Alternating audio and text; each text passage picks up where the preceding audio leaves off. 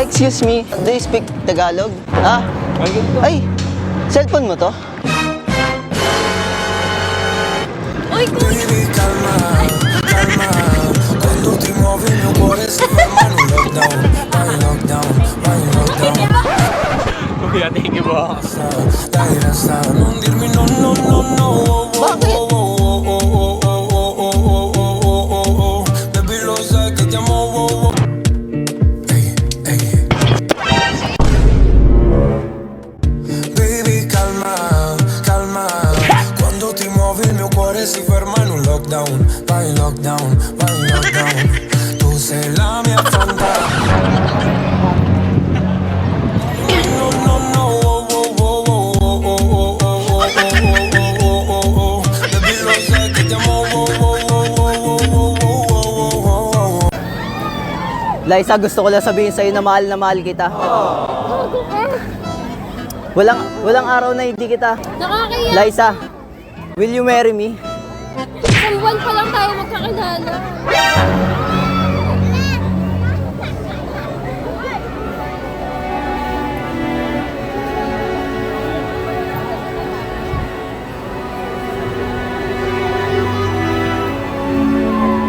Liza!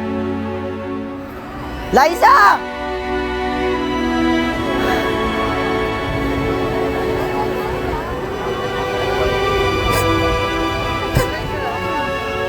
Pwede bang dalawa kami?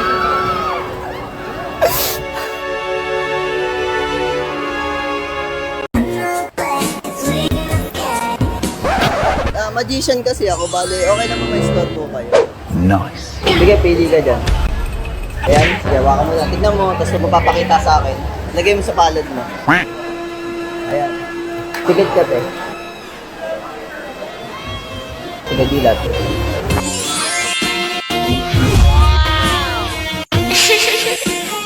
Nice.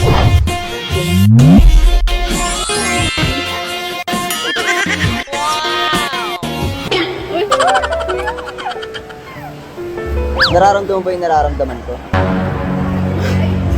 Yung bilis ng tibok ng puso.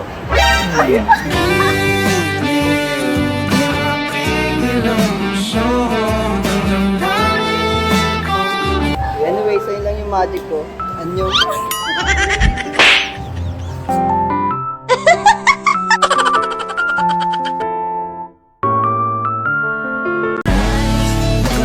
Ay, excuse me, tayo nga ba si Jared? Bale, nagmamagic kasi ako. Tama. Ay, tignan mo yun.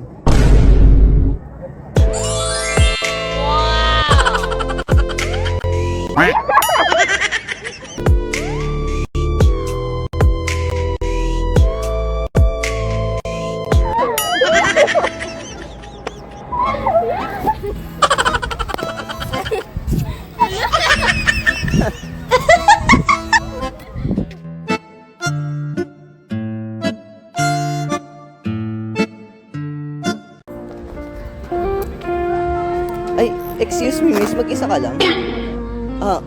By the way, ako nga pala si Jared. Kasi kanina pa ako naglalakad dito, tapos parang napansin ko yun, no?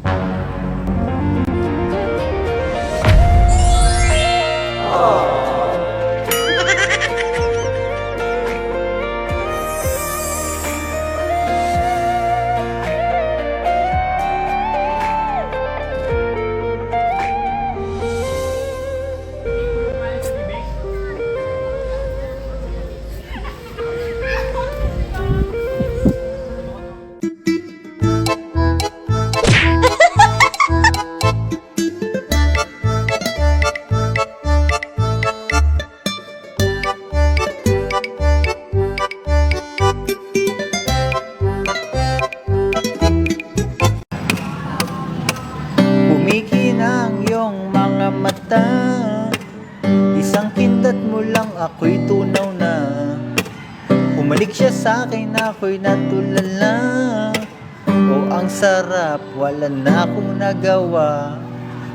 Siya'y bumayo sa akin para lang siyang nagra-rise. Di ako makahinga, sinagad ang kanyang batuta. Siya'y nagka-chikinini, sinipsip ang kanyang titi. Daddy, ako'y napapaumol shit. Sarap mong dax na pogi. Sarap mong dax na pogi.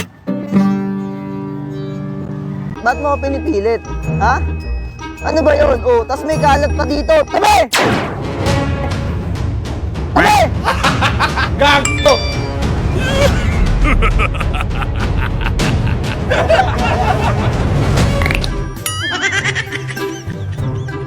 Saan? Ba't may kalat dito? Tabi!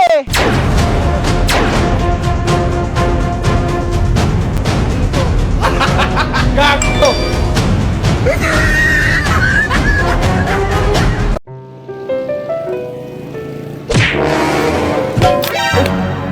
Sorry ah.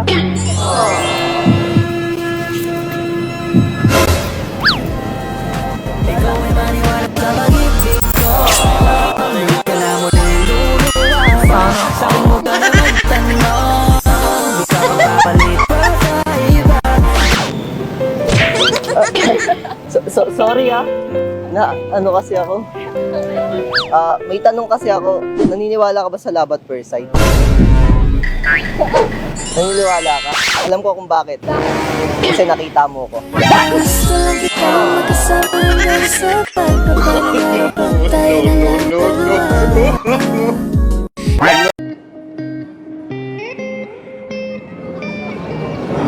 Grabe talaga yung lamig ngayon. Buti na lang nandito ako. 두 눈을 감으면 떠오르는 그 눈동자 자꾸 가슴이 시려서 잊혀지길 바랬어 꿈이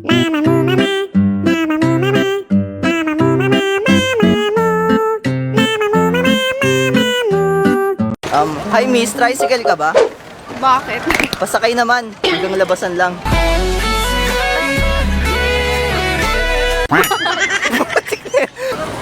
Hi te, pahig na ako magkaroon ako ng asthma. Bakit? Basta lips mo yung nebulizer ko.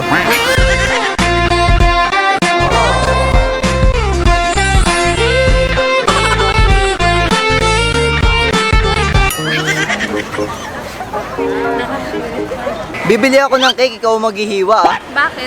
Para matikman ko naman yung hiwa mo. Hi miss, bola ka ba? Bakit? Kasi hindi kita kaya ipasa sa iba hanggat hindi kita natitira.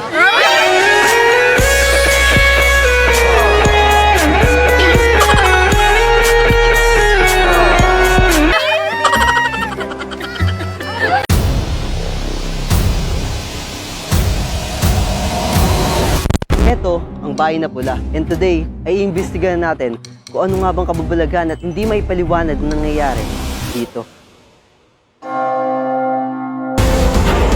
Ano siya? May kumakalabog na. Sabi mo kanina, If you are here, please give us a sign. O, dito ba? Uy! Ang Red House o ang Bahay na Pula ay in-establish noong 1929. Pero noong 1944 during World War II ay maraming Pilipinong pinatay at ginahasa ng mga Imperial Japanese Army. At sa daming krimen at panggagaasa nangyari sa loob nito, kumalat din ang istorya na marami daw nagpaparamdam dito sa loob ng Bahay na Pula. Pagdating namin dito sa San Ildefonso, Bulacan, ay agad naming nakita itong Bahay na Pula. So yan kung makikita nyo, tagpi-tagpi na siya, pulang-pulang na. Nang nakalapit kami dito, ay agad ako nakaramdam na para bang bumibigat ang katawan ko. Grabe no, parang ang bigat sa pakiramdam pag nakakita ka ng bahay na ang tagal na no. Para kasi yung story na nangyari dito. Kasi from Japanese until now, ito buhay pa rin siya. Although yung mga dingding niya wala na. Pero ramdam mo yung presensya na hindi mo maipaliwanag kasi. Pero yun, subukan namin pumunta doon. Sobrang nakakatakot siya. Nagtulungan na kami ni Taguro para makababa dahil napakataas talaga ng haakbangin mo. So yun, dadaanan lang namin ito mabilis lang para mapakita lang sa inyo kung ano itsura. Kasi pag sa gabi, hindi nyo na ito makikita ng buong buo. Sobrang tagal na talaga nito, kaya nga halatang halata mo na sa mga nandito is gutay-gutay na siya. Anytime parang feeling mo may mababagsak sa'yo. So bali, may kita niyo yung daan. Tabi-tabi po. Grabe. Giba-giba na rin siya. Oh. Biglang pumawi sa isip ko na baka totoo ang mga kwento-kwento dito. Kaya dahil unti-unti nang ginigiba ang bahay na to. Hindi ko talaga ma-imagine na nangyari sa mga kapwa natin Pilipino, lalo sa mga kababaihan na naabuso, ni-rape. At napakarami ding mga hindi nabigyan ng hustisya sa pagkamatay nila. Kaya mamaya antayin na natin bumaba tong araw at susubukan natin silang kausapin. Meron tayong mga equipment na gagamitin. Way para makipag-communicate sa kanila kung sakali man na papaunlakan nila tayo na kausapin sila. Kain muna tayo. O tara. Tara. Napasarap ang kain namin kaya hindi na namin naabutan ang pagbaba ng araw. Kaya napagdesisyonan namin na dumiretso na lang sa bahay na pula. So ayun, nandito na kami sa bahay na pula. Hindi lang namin nakunan yung paggabi na. Tara, Tara. lipunan natin dito. Delikado lang din dito minsan kasi sobrang damo dito, may posibilidad na may ahas dito. At binalaan din kami nung nag-aalaga ng lugar. Dahil sobrang dilim na. Ngayong gabi pagbalik namin ay mas naramdaman ko yung bigat at kilabot. Kanina mabigat yung pakiramdam natin, ngayon sobrang bigat na. Iba, Sobra. iba yung pakiramdam dito natin. Bumaba na kami at titignan namin kung meron bang magpaparamdam sa amin. Bale, ito yung dating CR nila, no? Ng bahay na pula. Ito yung pinakailalim, nabakbak siya. Grabe talaga yung pakiramdam ko dito, hindi maganda. Kahit ako, nararamdaman ko yung bigat eh. Alam ko sa sarili ko na hindi ganito Ay! yung nararamdam. Hindi dito normal. Wait lang, may nakalimutan tayo bago magsimula. At ito ay ang pag-alin ng dasal para sa mga yumao at bilang proteksyon namin. Tara. Ay! Ano siya? May kumakalabog na. Shucks. Wait lang, kinikilabutan ako. Wait lang, walang atras. Hindi namin alam kung saan nanggaling yung kalabog pero kailangan naming manatiling kalmado. Chill lang tayo. Chill lang. Tara.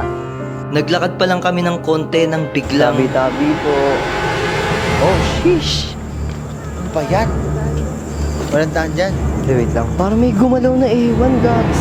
Kasi pagka kayo nagpanik sa mga ganitong bagay, it's either kayo yung masasaktan. Masasaktan yung sarili nyo kasi magpapanik kayo. Kaya iwasin natin yung magpanik. pagkatapos ng mga nangyari mas minabuti na naming umakyat ulit at mag-perform ng paranormal activities. Bale, ano ba yung pinaka-creepy na nangyayari dito sa bahay na pula?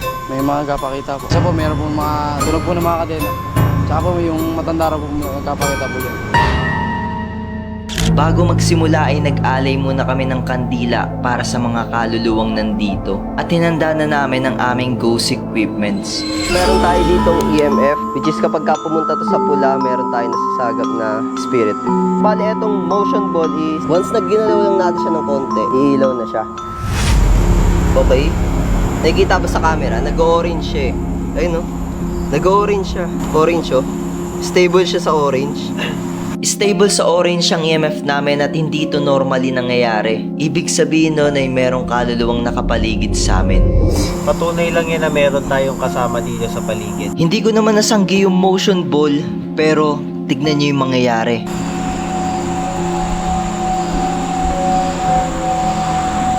So, bale, dito na yan to. Ito. Okay, so... Okay. Chill lang. Hindi mo nasanggi, di ba? Kitang-kita sa camera. So yun, chill lang tayo. Yung isa, bumukas na baka. Hindi natin alam kung sino siya. Sa mga oras na to ay grabe na talaga yung kilabot na nararamdaman ko. Yung kilabot ko maabot sa ulo. Kung meron man kaming kasama rito, pwede niyong galawin po yung isa sa mga motion devices namin. Wala naman po kaming masamang gagawin. Gusto lang po namin makipag-communicate sa inyo. As of now, orange pa rin siya, hindi siya nagbabago. Meron pa kaming ibang device dito na ginagamit. Pwede natin sila makausap gamit tong device na to. Okay, so ayan, gagamitin natin siya. Hello po, we are not here to harm you. We just want to talk with you. If you are here, please give us a sign. Kung andito man